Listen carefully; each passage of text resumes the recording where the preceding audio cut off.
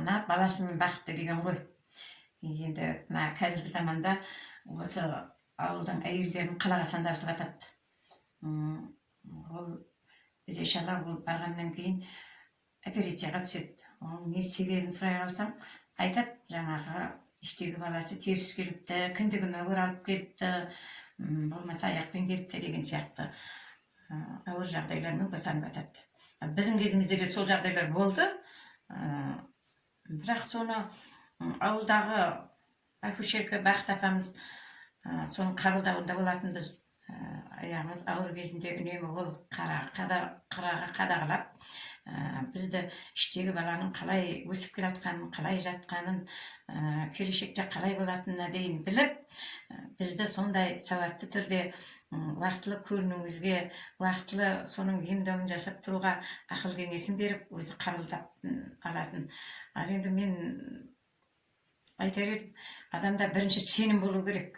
Адам сол біз Бақыт апаға сенгеніміз соншалықты бізге бір Алланың жіберген қолдаушы, қорғаушы сияқты көрінетін.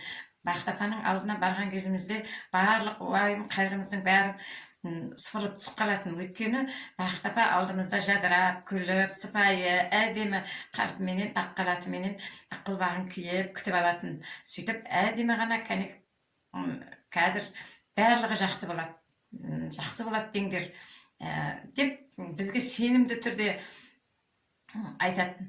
Артынша әдемі қылып босандырып алатын. Менің бір осы баламның тұсында ауыр жағдай болды. Бірінші мен баламды босанып алдым. Босанғаннан кейін ізешала жолдас түспей қалды. Ал сонда іштесімен де болмаған апайды сестралар алып келіп ішке.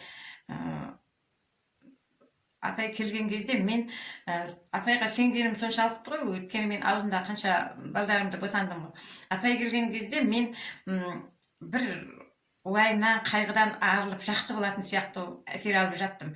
Артынша жаңағы жолдасын әдемі қиналықтай бір жеңіл түрде түсіріп алды. Осындай нелер айта берсем көп. Мысалы мен сол апай болмағанда басқаша жағдайлар болар ма еді деп ойлаймын қазіргі. Енді менің мына балдарым дүние есігін ашқанда балдарымыз бірінші Бақыт апаны көреді ғой енді.